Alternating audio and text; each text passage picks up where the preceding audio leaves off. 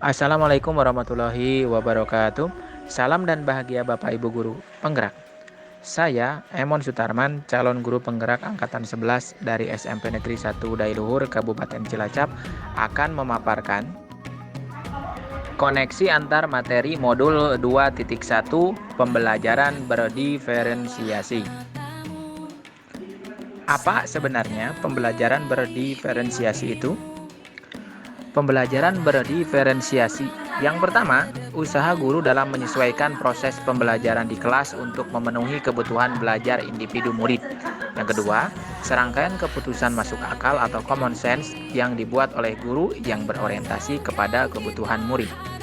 Bapak Ibu, perlu kita pahami bahwa anak itu memiliki keunikan, baik itu gaya belajar yang berbeda, memiliki minat yang berbeda, kebiasaan, pola pikir, bahkan memiliki kekurangan dan kelebihannya masing-masing.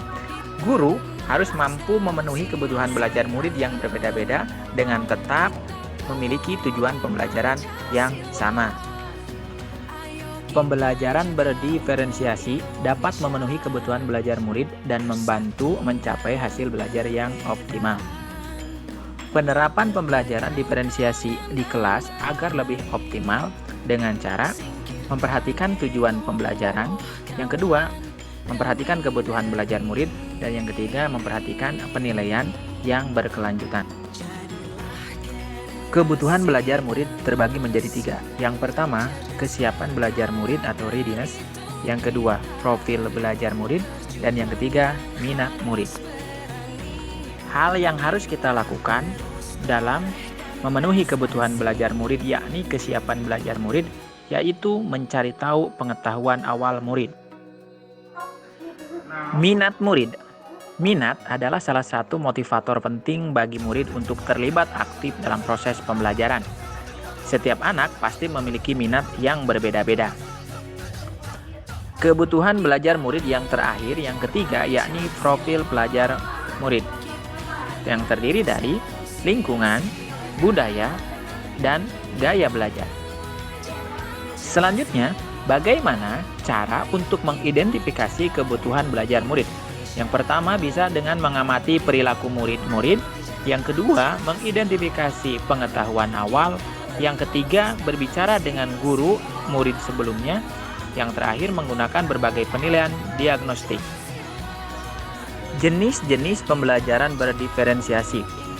Yang pertama, konten. Yang kedua, proses. Dan yang ketiga, produk. Yang dilakukan dalam proses pembelajaran berdiferensiasi konten yaitu penyampaian konten atau materi dengan cara yang berbeda-beda. Bisa menggunakan video, artikel, infografis, dan lain-lain. Yang dilakukan dalam proses pembelajaran berdiferensiasi pada proses yaitu konten atau materi yang dipersiapkan dipelajari oleh murid dengan proses yang berbeda-beda. Dan yang terakhir, yang dilakukan pada proses pembelajaran berdiferensiasi produk, yaitu hasil akhir atau produk yang dihasilkan murid berbeda-beda. Bisa berupa video, infografis, audio, tulisan, dan lain-lain. Kesimpulan akhir terkait dengan pembelajaran berdiferensiasi. Pembelajaran berdiferensiasi dapat memenuhi kebutuhan belajar murid dan membantu mencapai hasil belajar yang optimal dengan cara memaksimalkan pembelajaran berdiferensiasi konten, proses, dan produk. Dengan tetap memperhatikan tujuan pembelajaran, kebutuhan belajar murid, penilaian yang berkelanjutan, dan pemenuhan lingkungan belajar yang baik. Kaitan antara materi modul 2.1 dengan modul lainnya. Yang pertama, kaitan antara materi modul 2.1 dengan modul 1.1. Pada modul 2.1 kita meyakini bahwa dalam pembelajaran berdiferensiasi, murid memiliki kebutuhan belajar yang berbeda-beda. Kita sebagai guru harus mampu memenuhi kebutuhan belajar murid tersebut dengan baik. Karena itu, sesuai dengan filosofi Ki Hajar Dewantoro bahwa guru harus menuntun murid sesuai dengan kodrat alam dan kodrat zaman. Ini tertuang pada modul 1.1. Selanjutnya, kaitan antara materi modul 2.1 dengan modul 1.2.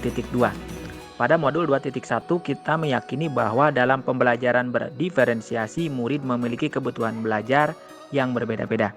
Kita sebagai guru harus mampu memenuhi kebutuhan belajar murid tersebut dengan baik. Oleh sebab itu, seorang guru harus berpihak pada murid, reflektif, kolaboratif, inovatif, dan mandiri. Ini tertuang pada modul 1.2 nilai dan peran guru penggerak. Selanjutnya, kaitan antara materi modul 2.1 dengan modul 1.3. Pada modul 2.1 kita melaksanakan pembelajaran berdiferensiasi. Hal ini merupakan bentuk perwujudan visi guru penggerak, yakni berpihak pada murid, dan ini tertuang pada modul 1.3. Kaitan antar materi yang terakhir yakni modul 2.1 dengan modul 1.4. Pada modul 2.1 kita melaksanakan pembelajaran berdiferensiasi. Hal ini tentu akan dapat berjalan dengan baik melalui penerapan disiplin positif. Salah satunya keyakinan kelas yang menjadi kesepakatan antara guru dan murid. Ini tertuang pada modul 1.4. Demikianlah koneksi antar materi modul 2.1 pembelajaran berdiferensiasi. Salam dan bahagia Bapak Ibu guru penggerak. Wabillahi taufiq wal hidayah. Wassalamualaikum warahmatullahi wabarakatuh.